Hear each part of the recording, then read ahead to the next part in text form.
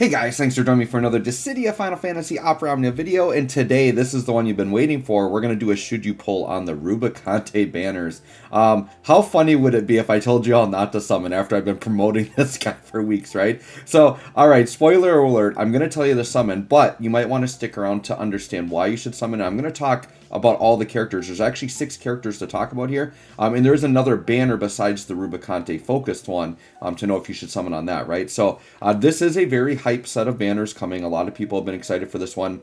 Myself and other content creators have been promoting this one for a while, and so I really want to explain why Rubicante's banner is so hype and why it's so good. But before we jump into Rubicante, let's jump into the Yuna banner. So Yuna's coming back with a BT. With her BTFR, and this should be just a straight rerun. I don't believe she's getting any reworks here. She's not getting Echo. If she was getting Echo, I'd probably recommend you grab her. So this banner should have Yuna, and it's going to have Lulu, and it's going to have Prompto. I'll start off with Prompto and just say that Prompto actually is a very solid pickup if you get him as a side character. I wouldn't go for him directly, don't summon on the banner just to get Prompto. Prompto does have some value in that he is a off-turn damage dealer, and he's also an evade tank. So he's got a couple of really nice pieces there. So he will have enemies lock onto him. He does get evade. He does a link attack where he can basically combo off-turn attacks when you attack, which is very valuable during force time, right? I would say Prompto is a character that, whenever he gets his FR and stuff, he's actually gonna be pretty awesome.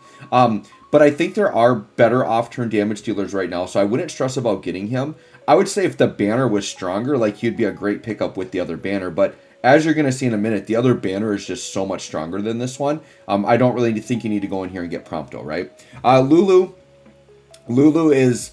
unfortunately, Lulu's one of these kind of almost Thancred level characters that the game just hates. They just mistreat her so poorly, which is a shame because Lulu's a really cool character. I actually really like Lulu, and I do wish she was better. And she's a character where, her kit is just really basic, right? She's just a damage dealer. Her big gimmick is that she has fire enchant. Well, guess what?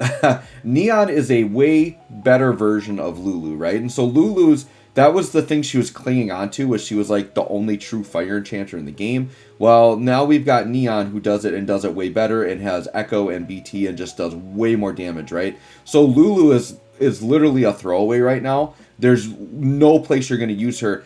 And I've said this before, these side banner characters that are LD only, they've got to have really good utility to be worth it. If they're trying to survive as a pure damage dealer, you won't cut it, because you need BTFR Echo to be a legitimate damage dealer option that you want to use, right? So Lulu really has no place right now, unfortunately. If you pick her stuff up on the side, great, you can hold on to it till whenever she gets her FR Echo upgrade, and then hopefully she'll be really good, right?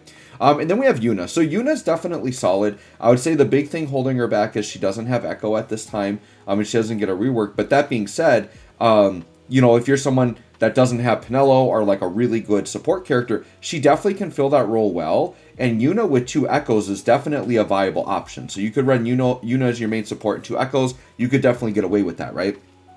Yuna, she's a big-time battery heal character, and one of her big gimmicks is Cleanse. So she's really, really good at cleansing party debuffs, so she really helps out in those types of fights. And her damage is solid, right? I would say because she's not getting a rework here, her damage won't really compare to other damage dealers. But as a main support, Yuna can definitely survive, right? So if you're desperate for a support character and you have extra resources, you could pick up Yuna. I think the biggest issue Yuna's going to have right now is that Aerith is right around the corner, and Aerith is going to be the de facto top tier support unit that we're all going to be wanting. So I would say if you are not desperate for a support unit right now, I think you could just hold off on this whole banner. With Lulu, Prompto, like I said, is solid, but he's not groundbreaking right now. He does have some, he has some viability, right? You can get some use out of Prompto, but really, this banner isn't really what you want to go for, right?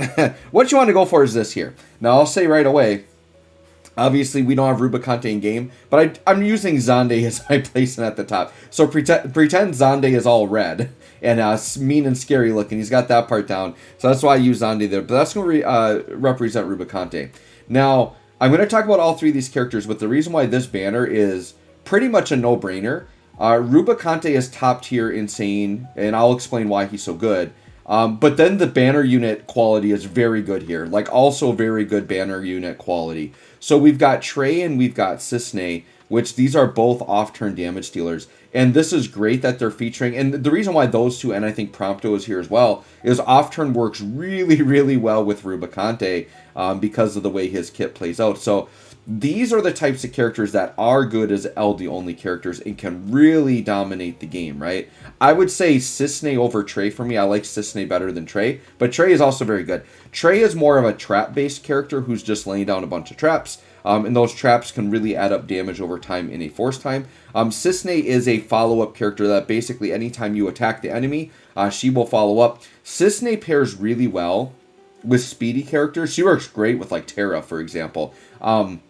Because her off turn, she'll like always have it as long as she has her LD buff, but she has a very powerful one if she uses her LD and she has like kind of a stack on it. And if it's at 2 stacks, she does like a really powerful off turn damage attack, right? Kind of like how Edge has like scaling attacks that like change depending on what stack he's on. Cisne's kind of like that, but she just stacks herself. But anytime she gets a turn, the stacks go down by 1. So what you do with Cisne is you use her LD, the stacks will be at 2, she's doing insane off-turn damage, and then you just like use speedy characters or turn manipulation to keep her kind of in the back, and you're going to be putting up really good damage. Or with Cisne, the easiest thing to do is you just have her LD popped before your burst phase, and she's putting out really good damage off turn with her LD buff maxed during a burst phase, right? So Cisne to me is going to be probably the more powerful off turn here, but Trey is also a good option. So you've got two, I would say, in terms of LD only characters that I would say are actually viable in this era. I think you got 2 of them here on this banner, so that's very good, right?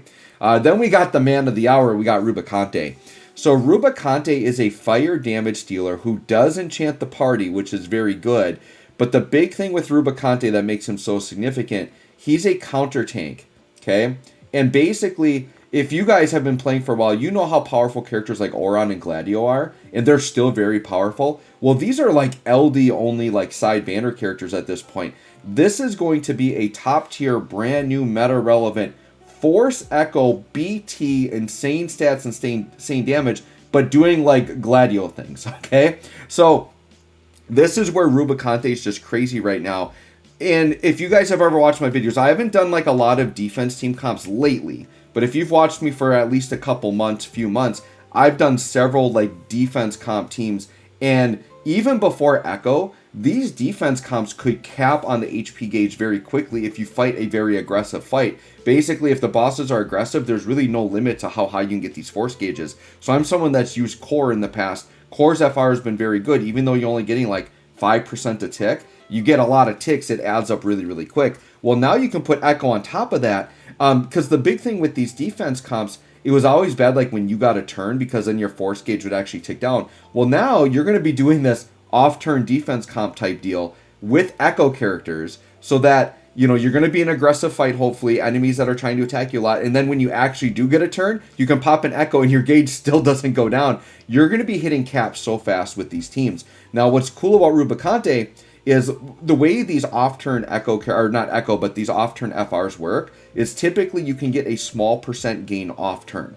And so Rubicante's is basically deal fire damage off-turn, you get small percentages, but he enchants, so as long as you're running non-elemental characters, or even if you run an elemental character and say throw like Neon on the team, you could true fire enchant over that elemental character, you can get it with all these characters. So it's going to be crazy. So like you could do like Rubicante with say Gladio, and Gladio is non-elemental, Gladio is going to be countering like crazy. Cisne, non-elemental, you can go crazy, right? Trey, actually, I think Trey might have fire in his kit. I know his LD is a fire, like it's a fire attack. I just don't know if they actually give it fire elemental damage. But either way, he would either have fire on it or he would be non-elemental and you can enchant over. It's really good how this is going to work. So Rubicante, if you've never done off turn before and you don't know what that looks like, try to go back and look up one of my videos. Maybe what I'll do is at the end of this video, I'm going to link a couple of my like insane defense showcases so you guys can see how these teams kind of work. And then you're going to understand, take that team, put that in modern era with Rubicante, who is Echo and BT, and it's absolutely wild. And the thing with Rubicante, he naturally will get counters. Well, his BT gives him even better counters that are even stronger. So this is a guy you want to fully build. You want to go all in on this. This banner is particularly good for me, by the way, because I've got Yuna like full, like if you look here, my Yuna is green blue, like full maxed out, but I skipped her FR last time. So I'm going to be pulling with gems on Rubicante. And any Yuna FRs I'm going to get are going to be absolute fire, because this is going to be a brand new FR for me. So I'm planning to walk out of here with Rubicante fully max and Yuna fully max. And this has extra value, I'd say, to players in my situation, because Yuna is a very popular character. So there's a lot of you all out there who are veterans or semi-veterans that have already built Yuna. This is so much value because you're getting Rubicante, top tier meta character. You're getting 2 really good off-turn characters. And then you've got Yuna FR that can complement your previously fully built Yuna. And then you're just adding FR to her kit. Mwah, so much value here. Great banner. Highly recommend you all pull on this. It's up to you. It's up to your resources. But this is a must pull in my opinion, if you want to call anything a must pull. So anyways, guys, let me know what you think if you're going to pull for Rubicante. If you're ever in question, if you're doubting, just wait till I put up the character guide. My plan is Rubicante should be dropping Sunday night. I'm going to live stream Sunday night and do his character guide live. If you come to my live stream, you will see the character guide at least like a full hour early. So if you want to get early access to that, feel free to jump in. If you want to know exactly when I'm going live, if you want to get notified of that, go ahead and subscribe to my channel, hit the notification button, join my Discord. My Discord, I will make a notification, or I'll put like a message out letting people know, hey, I'm live streaming, this is when it's happening. Hop in, that way you can get in there and see it. So anyways, guys, good luck to all you summon on Rubicante. I'm very excited. Thanks for watching. We'll catch y'all on the next one.